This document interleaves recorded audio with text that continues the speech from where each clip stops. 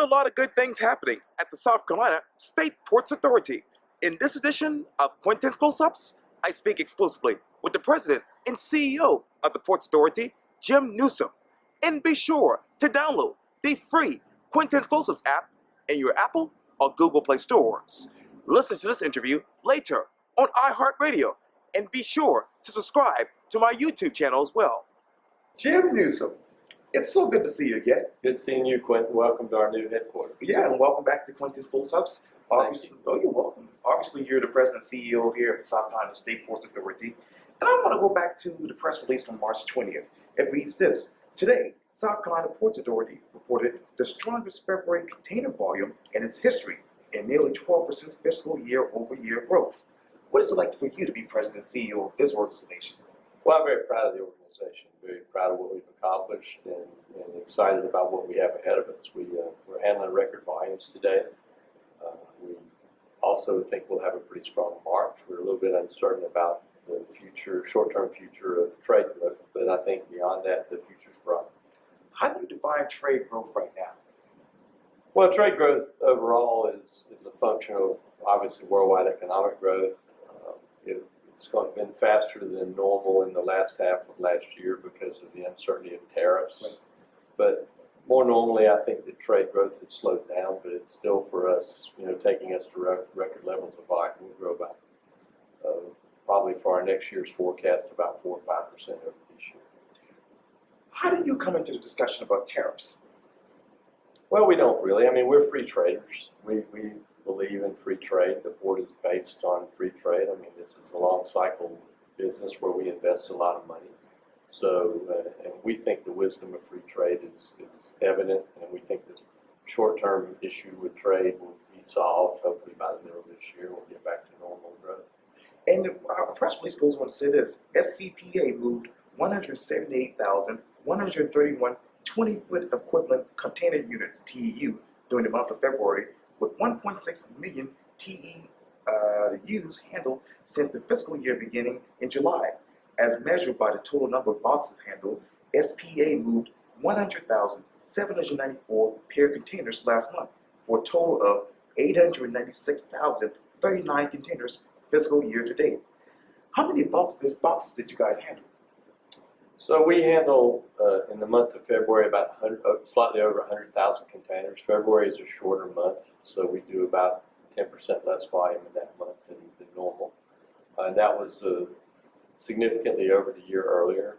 I have a good view of what our March numbers are. We'll do over 115,000 beer containers in March, and that'll put us over 1 million containers for the year.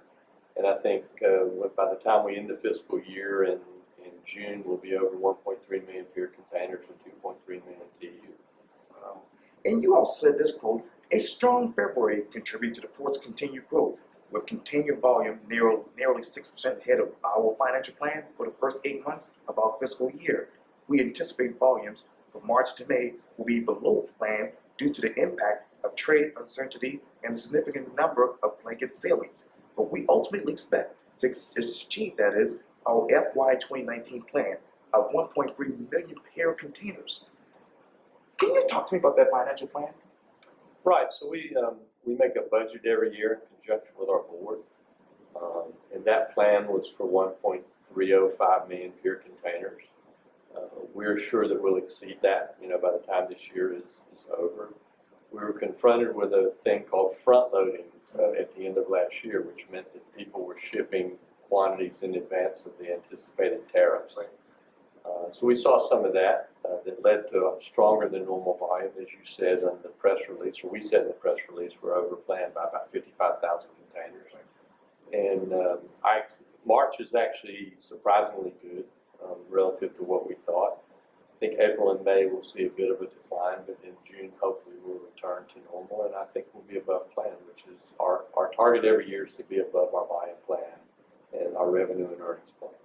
Can you also talk to me about the significant number that is of blanket sailings? So blanket sailing simply means that when people front loaded in the last half of last year, they had some extra loaders. So to compensate for that and for the anticipated lesser volume, they blanked some sailings. So overall in the Trans-Pacific trade, this is mainly related to the Trans-Pacific trade, overall they blanked about 40 sailings this year. But to the East Coast, it's only 10 or less. So we've not seen the impact yet of that we had anticipated. We're hoping it's de minimis in April and May, but we'll have to see. Still, as I said to you, we'll be above our plan. I mean, our plan's 1.3 million. I hope to be over 1.32 million pier containers and to exceed our plan. The Charleston Harbor Deepening Project, obviously that's included in the President's budget. The Charleston Harbor Deepening Project to 52 feet received a $138 million allocation in the President's fiscal year 2020 budget, announced last week. The project's now eligible to receive direct appropriations, that is, from Congress through the energy and water appropriations bills. So what appropriations are we talking? So a harbor deepening project like ours, a deep draft navigation project, is subject to a cost share. So the state has a responsibility and the federal government has a responsibility. And those shares are roughly equal. But the way it's worked up to now, we have only gotten like 107 million in the work plan of the Army Corps. This is the first time we qualified to be in the President's budget, so we will have gotten money both in the work plan and in the President's budget. And the wording behind that funding was funding to completion. So the administration has directed the Army Corps essentially through this appropriation to fund this to completion. Now, as you know from your civics, the President can make a budget, but money's appropriated in the Congress. So this also presupposes that the Congress will make a budget this year to carry that funding forward.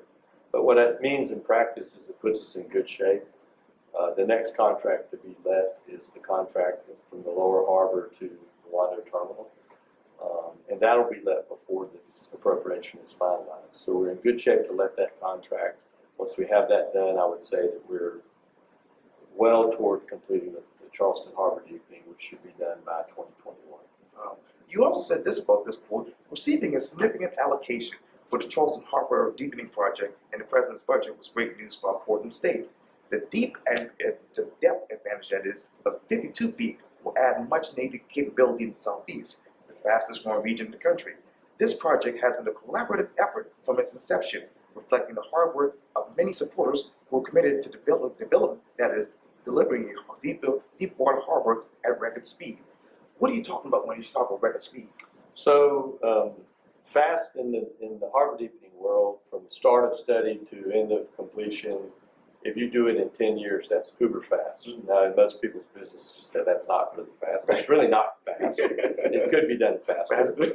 But other projects have taken 25 years from start to finish. I think the important thing to note about us is that this is getting the deepest harbor on the East Coast with really the least amount of money. We're only the third harbor that's now in the President's budget for deepening. So that's a significant thing. There are way more harbors that want to be deepened. So it's a big step to be in the President's budget. It's been a goal of ours really from the inception, and to realize that we're very gratified by it. And I forgot to ask you this about the construction on the entrance channel to 54 feet that began in February of last year. Where are we with that? So moving along. So, you know, I ran a dredge, in fact. I went out there for a day and ran a dredge. I didn't hurt the project, so that's probably good. But nowhere, that's in progress.